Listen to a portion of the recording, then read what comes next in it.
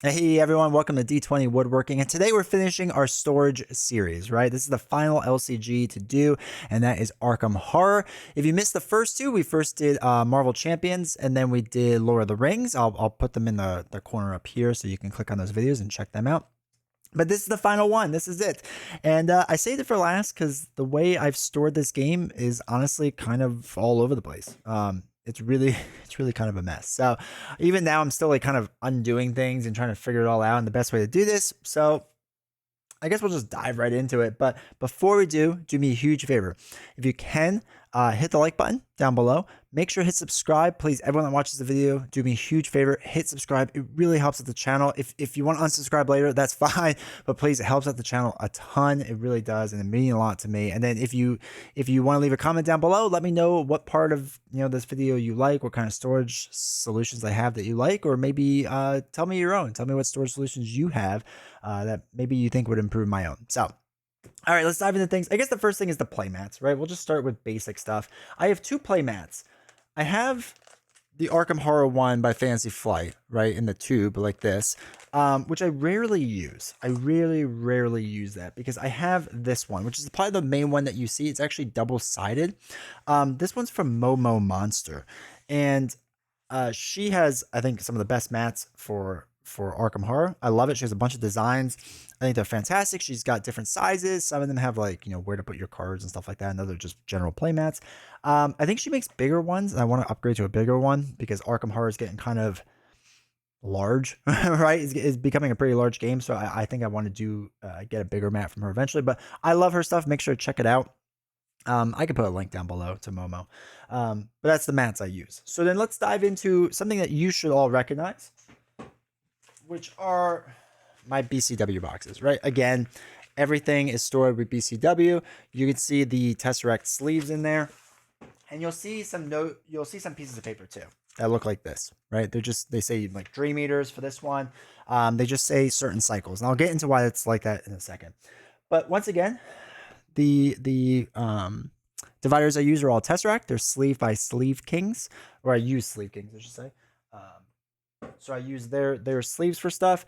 In these boxes are all my player cards, all the standalones, right? Because I have the dividers for the standalones, and then also like the pieces of paper I showed you for the cycles that don't have a home box yet. And what I mean by that is I use all the return to boxes as storage systems, right? So if you open up a return to box, for example, this is the very first one, Return of the Zealot.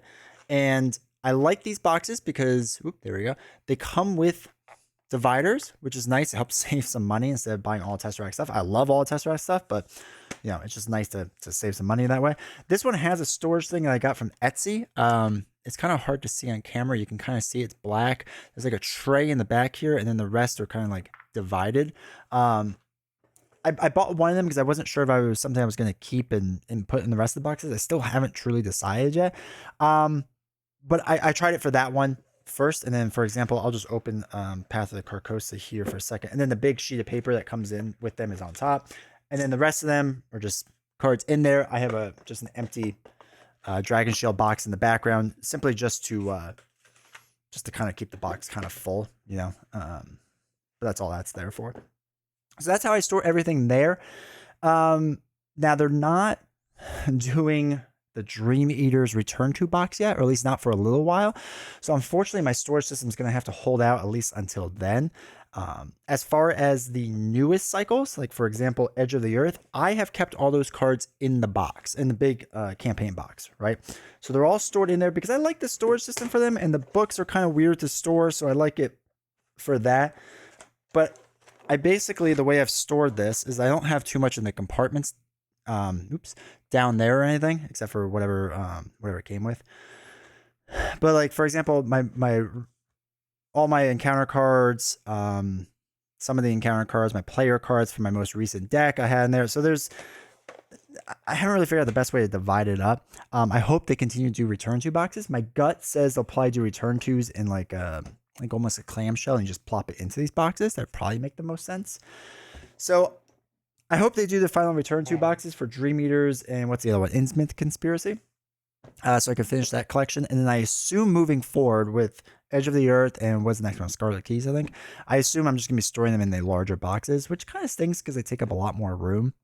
But it is what it is, and that's fine. So that's as far as card storage. Now, again, you might have noticed that I have all the Return to boxes. I have all the old stuff because I collected all of them, when they were Mythos packs. So I have the green binders again, right? Again, they're all sleeved pages. That does the story. You have to cut a lot of them in half. I actually have 2 of these binders. So there's a second binder that starts with the other campaigns too. I could probably fit more. There's also at the back, I have some that are printed off. And they are from the the different challenge scenarios that you get from I think the books, if I remember correctly. I don't know. There's some challenge ones online that I printed off. So I have those as well in the back, and if any more come up, I'll probably print them off and put them in these books. There's still a lot of room, but I couldn't fit all of them into one book, unfortunately. So I think that's it with those, all the papers. I guess next we'll go into tokens. So once again, I had them all in a Plano box, and I use pretty much Team Covenant stuff, and then I have a few from Buy the Same Token. So Team Covenant, I use their health, their mental, resource, and they kind of have these generic tokens that are clues and also uses. So I have all of them. I still use the Fantasy Flight exhaust tokens. I still like them. Team Covenant, I also use their Doom ones with 1 side and 2 side. Now they sell a bunch for each cycle. I just have, I think, whatever the standard one is. I like them. I think they're pretty good. I've thought about getting the other ones to match the cycles, but I can't justify that purchase yet. I also have some stuff from Buy the Same Token. So I have turn counters, right? They're look like little clocks, and on the other side they have a symbol. And I have 2 sets of them. So I have a black one and a clear one. And for when I play two-handed, I have their little tokens that show what goes with what, right? So what cards connect to what cards. They're double-sided. One side has 2 ways, one side has 1 way. I think these are Innsmouth that these clear tokens are from Buy the Same Token. If I remember correctly, we have the keys, which is also Innsmouth, I believe. And then the most recent one, what was this? Edge of the Earth. These sign whatever tokens that they are. I can't remember all their names off the top of my head. But I have all those tokens. So I don't have a lot of the character tokens or the extra tokens. I've thought about getting them. I think I will at some point, but probably just not yet. But those are all the tokens.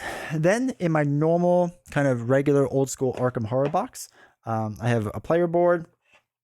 I have another player board, right? So I have 2 player boards. And then I have all my booklets and my investigator booklets, my my small ones for the single scenarios.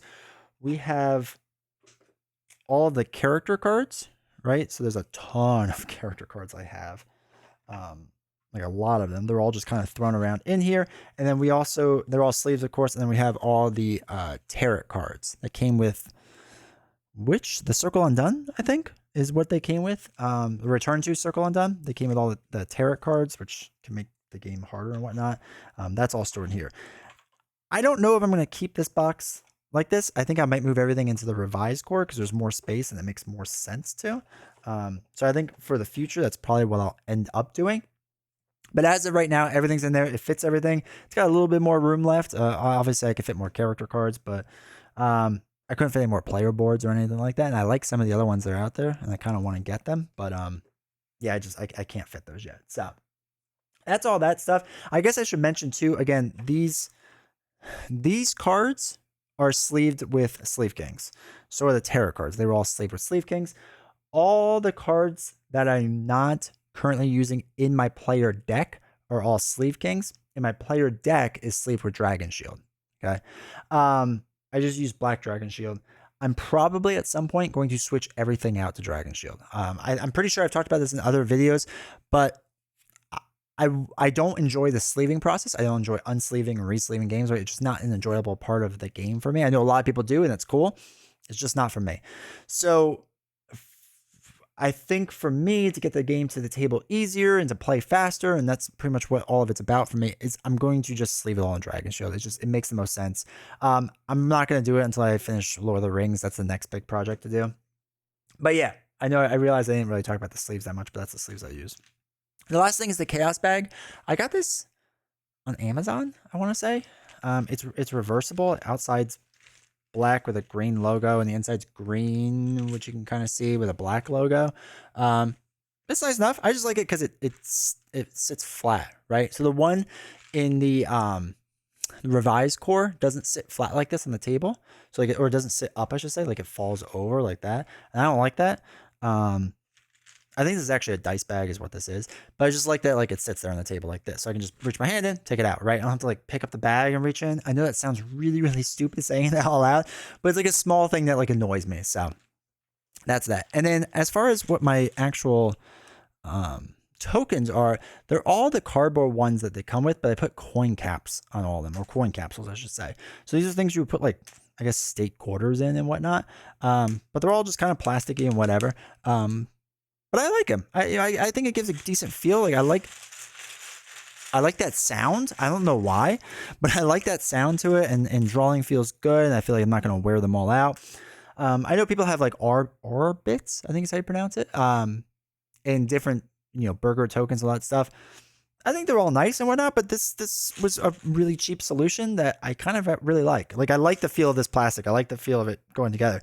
I know I'll probably like the other stuff more, but it costs so much I just can't justify it in my head yet, when I would rather upgrade like the cards, right? I'd rather get more tokens.